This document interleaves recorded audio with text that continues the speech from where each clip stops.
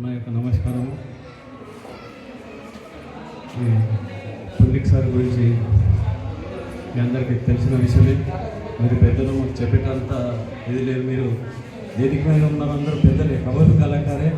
మీకు నేను చెప్పేటంత ఇది లేదు. అందుకోసం ఇప్పుడు కనుమరుగైన పుస్తక లోకాన్ని మళ్ళీ మీ కవులందరూ ఈ ప్రపంచానికి పరిచయం చేస్తున్నారు. అందుకోసం ధన్యవాదాలు. ఏది సమస్య వచ్చినా సెల్ ఫోన్లో గూగుల్ సెర్చ్ చేసుకుంటూ చూస్తున్నారు, కానీ పుస్తకాలు ఎవరు తీస్తలేరు. అందుకోసం పిల్లలకు కానీ ఈ సమాజానికి కానీ మంచి డిస్ట్రిక్ట్గా చూపించినందుకు మీ పెద్దలందరికీ ఒక వందనాలు, నమస్కారాలు. అదే మీ చెప్పిన మాటలో పిల్లలు కూడా మంచిగా చదువుకొని తల్లిదండ్రుల పట్ల, పెద్దల పట్ల, సమాజం పట్ల, దేశ పట్ల పాటించాలని కోరుకుంటూ సబ్బు పిల్ల, కుక్క పిల్ల, ఆడపిల్ల కవితామయమైన అన్ని హీనంగా చూడకు దేని.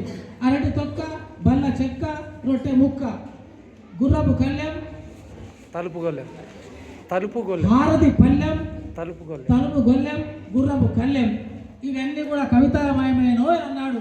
అంటే మన కవిత్వం రాయడానికి రాయడం జరిగింది. జాదవ్ దుడ్డు వినాయకరావు గారు. వారు ఇక్కడ చూడండి ఒకసారి, అక్కడ కూడా పుస్తకాలు ఉన్నాయి. ఇది దుడ్డు వినాయకరావు గారు రాసినటువంటి పుస్తకము, శతకము. ఇంకా ముఖ చిత్రం చూసినట్లయితే శివుడు, ఇంకా చెప్పాల్సిన అవసరం లేదు, అందరి పుస్తకాలు అక్కడ శివుని యొక్క చిత్రపటముతో ముఖ చిత్ర అలంకరణ చేయించడం జరిగింది. ఆ తర్వాత చివరి పేజీలో కదిరి పాప హరేశ్వర యొక్క ఆలయాన్ని ఇక్కడ ముద్రింపజేయడం కూడా ఇక్కడ జరిగింది. ఇక లోపలికి వెళ్ళినట్లయితే ముందుగా మనము కవి పరిచయం తీసుకోవాల్సిన అవసరం ఉన్నది. కవి పరిచయము తేటగీతి పద్యాల్లో ఉన్నటువంటి శతకంలో ఇది ఛందస్సు.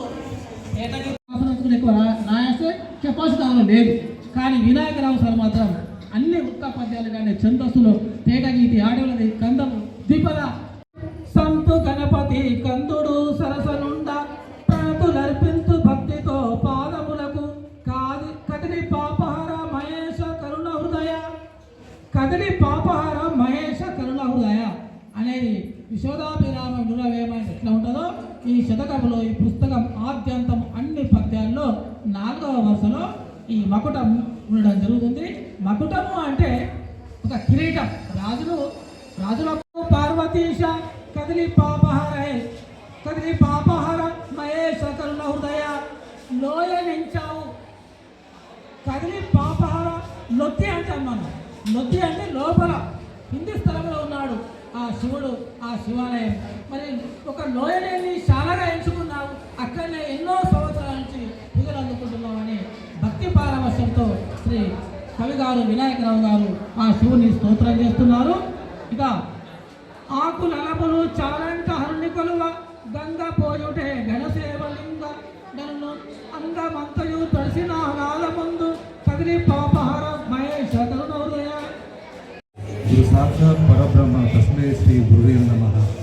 వందే గురుపదం మహానాగోచరం రక్తశుక్ల ప్రభావిస్తం నైపేత్యం కైపురం.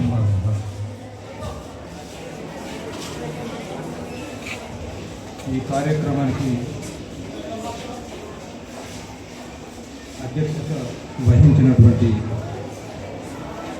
శ్రీ అనిల్ కుమార్ జాదవ్ దంపతులకు, మరియు ఈ కార్యక్రమానికి విచ్చేసిన మధురవాణి ప్రక్రియలో నచ్చినటువంటి పెద్దల మాట అనేటువంటి కార్యక్రమం ఎంతో శోభను చేకూర్చిందని నేను ఈ సభాముఖంగా సవినయంగా మనవి చేస్తున్నాను.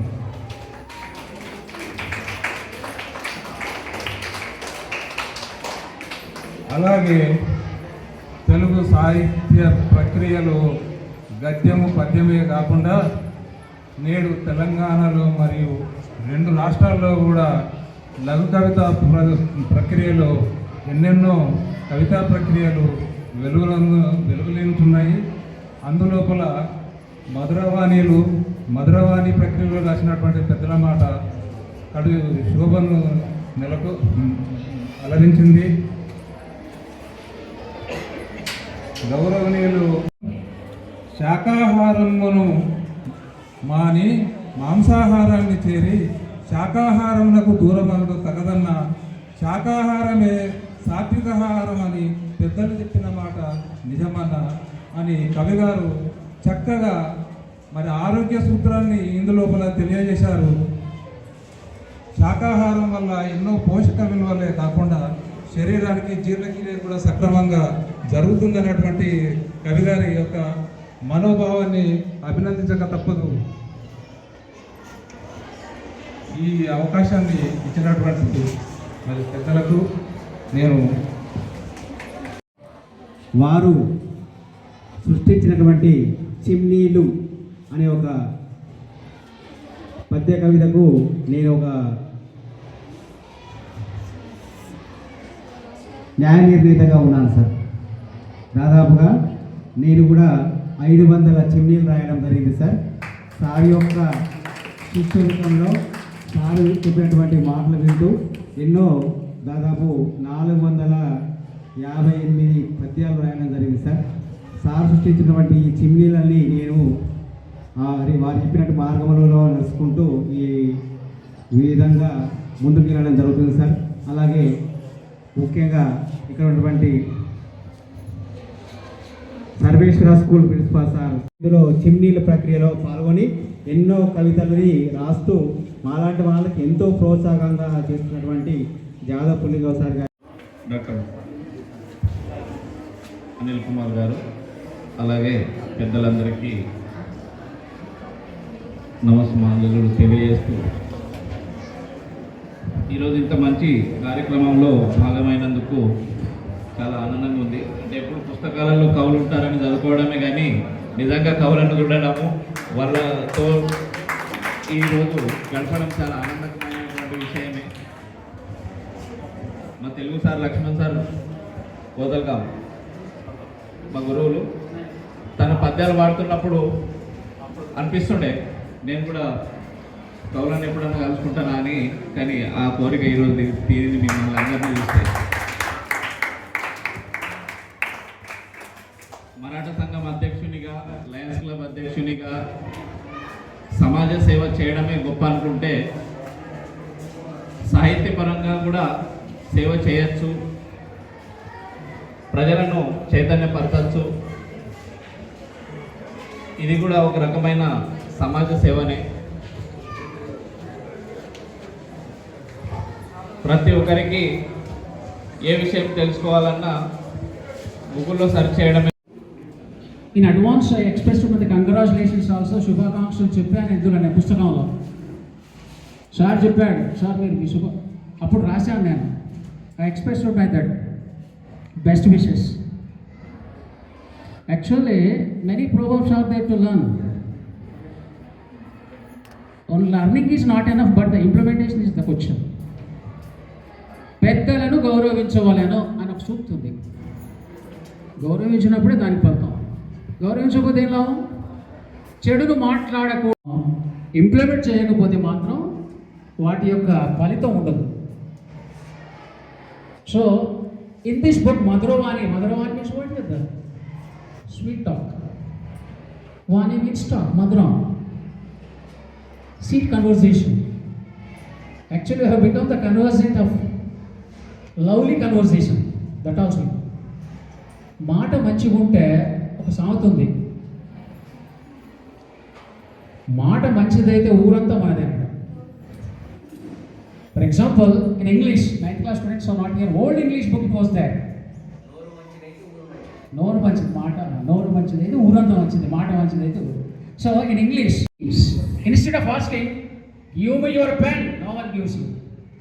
Please your pen, give me pen. You see the words how they are. మాట ఇక్కడ ప్లీజ్ అన్నది, సారీ అన్నది ఇంగ్లీష్లో ఎంత గ్రేట్ ఆ లెసన్లో చూపించారు. That is nothing but the grease we applied for the shutter. If the grease is not up, grola అంటే తీసుకోవడం. ప్రతి ఒక్క జనవాని మనుషులు ఈ మాట యొక్క తీపిని తీసుకోవాలని చెప్పి రాశారతను.